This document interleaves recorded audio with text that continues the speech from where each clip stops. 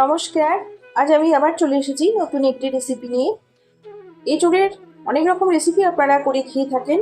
আজ আমি আপনাদের করে দেখাবো এঁচোড়ের রোস্ট। সম্পূর্ণ নিরামিষ এঁচোড়ের রোস্ট এইভাবে করে খেয়ে দেখবেন। দেখবেন বাড়িতে বাচ্চা থেকে বড়রা সবাই কিন্তু চেয়ে চেয়ে খাবে। চলুন আমার সাথে প্রথম থেকে শেষ পর্যন্ত থাকুন। বন্ধুরা, আমি এঁচোড়ের রোস্ট বানানোর জন্যে প্রথমে গ্যাসে একটি কড়াই বসিয়ে সর্ষের তেল দিয়ে দিলাম। এই রেসিপিটি আমি সর্ষের তেলেই করব। সর্ষের তেলটা গরম হয়ে গেলে আমি এখানে দিয়ে দিচ্ছি এঁচোড়গুলো। আমি একটা মিডিয়াম সাইজের এঁচোড় এইভাবে চাঁদের মতো বড় বড় টুকরো করে কেটে প্রেসার কুকারে লবণ দিয়ে সেদ্ধ করে নিয়েছিলাম। সামান্য লবণ দিয়েছি, বেশি দেওয়ার দরকার নেই, কিন্তু লবণটা দিতে হবে, না হলে এঁচোড়ের মধ্যে কিন্তু লবণ ঢুকবে না। একটু লবণ দিয়ে আমি সেদ্ধ করে নিয়েছি। এবারে একটু ভালো করে ভেজে নেব। একটু সময় নিয়ে ভাজতে হবে যাতে এঁচোড়গুলো ভাজা লাল হয়ে যায়। এবার আমি একটি ঢাকনা দিয়ে গ্যাসের আঁচটা কমিয়ে রেখে কিছুক্ষণ সময় ভাজতে দিলাম। দেখুন ভাজা হয়ে গেছে। আমি 5 মিনিট বাদে আসলাম।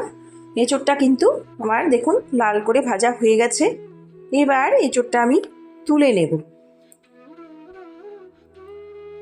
এঁচোড়গুলো তুলে নিয়েছি। আবার আমি গ্যাসে কড়াই বসিয়ে দিলাম। দিয়ে দিচ্ছি সর্ষের তেল। সর্ষের তেল দিয়ে এবার আমি প্রথমে দিয়ে দিচ্ছি এর মধ্যে একটা তেজপাতা, আর দেব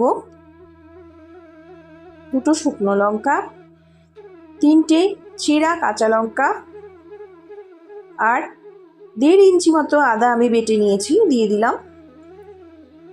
সব কিছু একটু ভালো করে এবার নেড়ে মিশিয়ে নেব।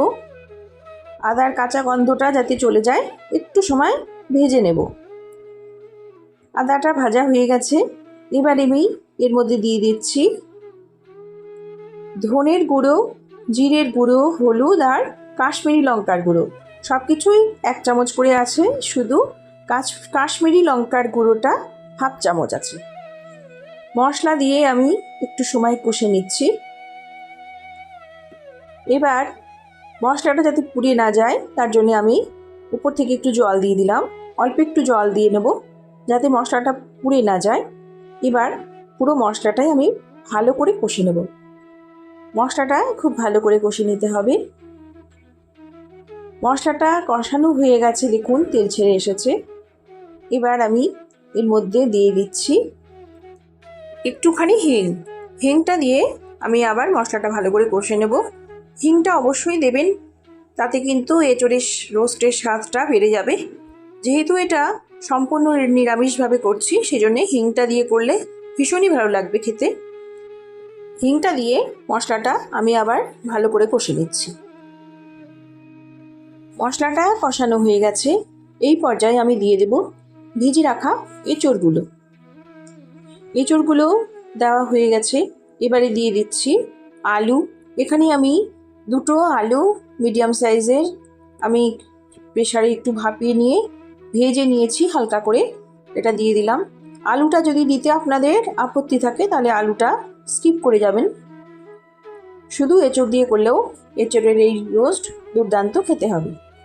দিয়ে দিলাম পরিমাণ মতো লবণ। লবণের আন্দাজটা সেরমভাবেই দেবেন, যেহেতু এঁচোড়ের সেদ্ধর সময় আমি লবণ দিয়ে সেদ্ধ করেছি, সেজন্যে সেইভাবেই লবণটা এখন দিতে হবে। সব কিছু এবার ভালো করে নাড়াচাড়া করে নেব। এবার আমি দিয়ে দেব আরেকটু গরম জল। অল্প গরম জল দিয়ে আমি এবার এঁচোড়টা ভালো করে কষে নেব মশলার সাথে। মশলাটা যাতে পুড়ে না যায় সেজন্যে আমি আরেকটু সামান্য জল দিয়ে এঁচোড়টা এখন ভালো করে কষে নিচ্ছি।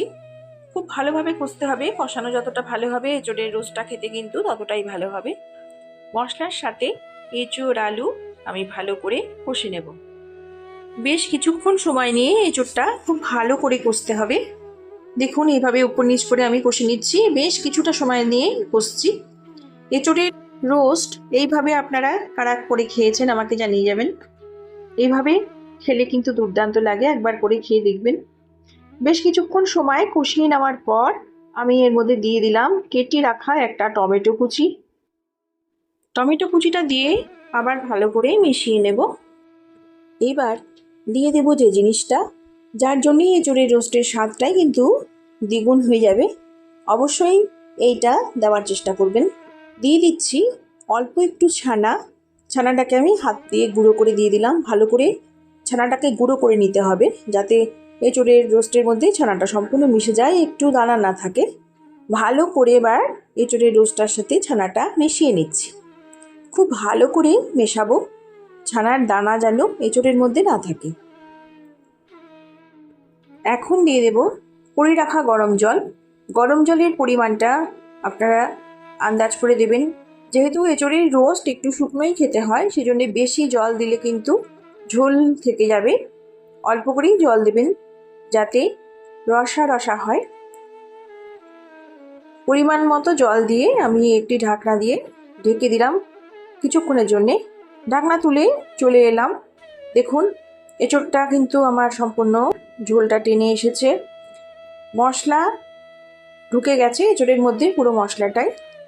এবার আমি গ্যাসের আঁচটা কমিয়ে রেখে উপর থেকে দিয়ে দিচ্ছি একটু গরম মশলার গুঁড়ো। গরম মশলাটা আমার এলাচ, দারচিনি আর লবঙ্গ আমি হামানদিস্তায় গুঁড়ো করে নিয়েছি। আপনারা ইচ্ছে করলে প্যাকেটের গরম মশলার গুঁড়ো দিতে পারেন, তবে ঘরের তৈরি করা এই গরম মশলার স্বাদ কিন্তু এঁচোড়ের রোস্টে আলাদা হয়, ভীষণ ভালো লাগবে খেতে এইভাবে দিলে।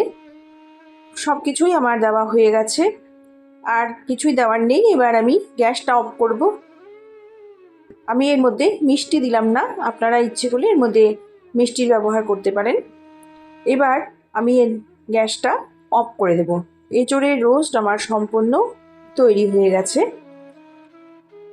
উপর থেকে দিয়ে দিচ্ছি নামানোর আগে অল্প একটু ঘিটা দিয়ে এঁচোড়ের রোস্টটা আমি এবার নামিয়ে নেব গ্যাসটা অফ করে। গ্যাসটা অফ করে আমি কিছুক্ষণ সময়ের জন্যে একটি ঢাকনা দিয়ে ঢেকে দিচ্ছি। 5 মিনিট বাদে এলাম, ঢাকনা খুলে নিলাম। দেখুন একদম রসটা কিন্তু এঁচোড়ের মধ্যে ঢুকে গেছে। দেখুন কি সুন্দর দেখতে হয়েছে, দুর্দান্ত গন্ধ বেরিয়েছে, অসম্ভব সুন্দর একটি গন্ধ বেরিয়েছে। এই গন্ধেই যেন ভাত খাওয়া হয়ে যায়। এরকমভাবে এঁচোড়ের রোস্ট করলে আর ভাতের পাতে কিছুই লাগে না, সব ভাতই এই এঁচোড়ের রোস্ট দিয়ে খাওয়া যায়। এঁচোড় বাজারে থাকতে থাকতে আপনারা অবশ্যই এইভাবে এঁচোড়ের রোস্ট করে খেয়ে দেখবেন। আমি একটি বাটি নিয়ে নিয়েছি, এবার নিয়ে নেব বাটিতে, সার্ভ করে নেব। দেখুন কি সুন্দর দেখতে হয়েছে, ভীষণ সুন্দর দেখতে হয়েছে। এইভাবে করবেন আপনারা। আমার সাথে এতক্ষণ থাকার জন্যে আপনাদের সবাইকে জানাই অসংখ্য অসংখ্য ধন্যবাদ। সবাই ভালো থাকবেন, সুস্থ থাকবেন, আর অবশ্যই এইভাবে একবার এঁচোড়ের রোস্ট করে খেয়ে দেখবেন। নমস্কার।